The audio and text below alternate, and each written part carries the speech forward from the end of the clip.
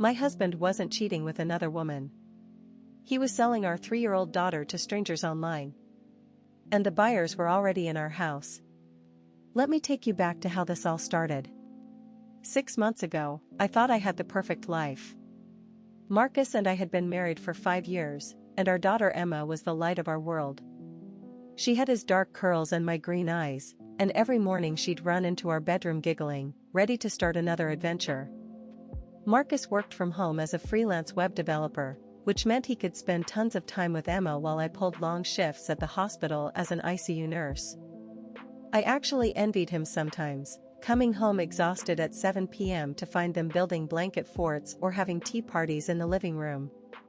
But then small things started feeling off. Emma became clingy whenever I'd leave for work, wrapping her tiny arms around my legs and begging me not to go. "Mommy, stay home today. Please?" Her voice would crack, and those big green eyes would fill with tears. I'd look at Marcus, confused. "Has she been like this all week?" He'd shrug, bouncing her on his hip. "She just loves her mommy." "Nothing wrong with that, right, princess?" But Emma wouldn't smile. She'd just stare at me with this desperate look I couldn't understand. Then I noticed Marcus had started locking his office door during the day. When I'd come home early from a shift change, I'd hear him typing frantically, and the second my key hit the front door, everything would go silent. "Who were you talking to?" I'd ask. "Just a client call," he'd say, but his laptop would already be closed. The final straw came 3 weeks ago. I found Emma hiding in her closet at 2 a.m., fully dressed, clutching her favorite stuffed rabbit. "Baby, what are you doing?" "The man is coming back tomorrow," she whispered. "Daddy said I have to be a good girl." My blood ran cold. "What man?" "What man, Emma?" "Tell Mommy." But Marcus appeared in the doorway. "She's been having nightmares." "Right, princess? Let Daddy tuck you back in." Emma's face went completely blank. She nodded and took his hand without another word. That's when I knew something was terribly, terribly wrong. I installed a hidden camera in our living room the next day while Marcus took Emma to the park. Just a tiny thing behind a picture frame, connected to an app on my phone. I told myself I was being paranoid. Maybe he was planning a surprise party. Maybe he was talking to his mother about marriage problems. I never imagined I was about to uncover something that would destroy everything I thought I knew about my life. The first day of footage was normal. Marcus making Emma lunch, them watching cartoons, him working on his laptop while she colored. I felt guilty for doubting him. Then day 3 happened. I was at work when my phone buzzed with a motion alert at 11 a.m. I opened the app expecting to see Emma playing while Marcus worked. Instead, I saw my husband opening our front door to let in 2 men I'd never seen before. One was tall and thin with graying hair. The other was younger, maybe mid-30s, carrying a black duffel bag. They weren't repairmen or delivery guys. They looked wrong. The way they moved, the way they looked around our house like they owned it. Marcus shook their hands like old friends. "She's upstairs getting ready," I heard him say through my earbuds. Getting ready for what? Emma came down the stairs wearing her prettiest pink dress, the one I'd bought for her birthday last month. But her face. God, her face was completely emotionless. Like she was sleepwalking. Marcus knelt down and whispered something in her ear. She nodded robotically. The older man pulled out a thick envelope and handed it to Marcus. Money. Lots of money. And then Marcus picked up our daughter and handed her to a complete stranger.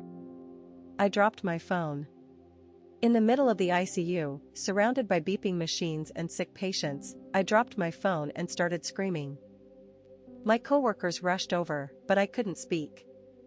I couldn't breathe. I just kept replaying what I'd seen, my husband, the man who'd promised to love and protect our family, selling our baby girl to strangers like she was a piece of furniture. I ran to my car and drove home going 90 miles per hour, calling 911 the entire way. "Please, you have to send someone to my house. My husband is, my daughter is." But how do you explain the impossible? How do you tell someone that your entire life has been a lie? I burst through our front door screaming Emma's name. The house was empty, but the camera was still recording. I rewound the footage with shaking hands and watched the most horrifying thing I'd ever seen. After I'd left for work that morning, Marcus had given Emma some kind of pill.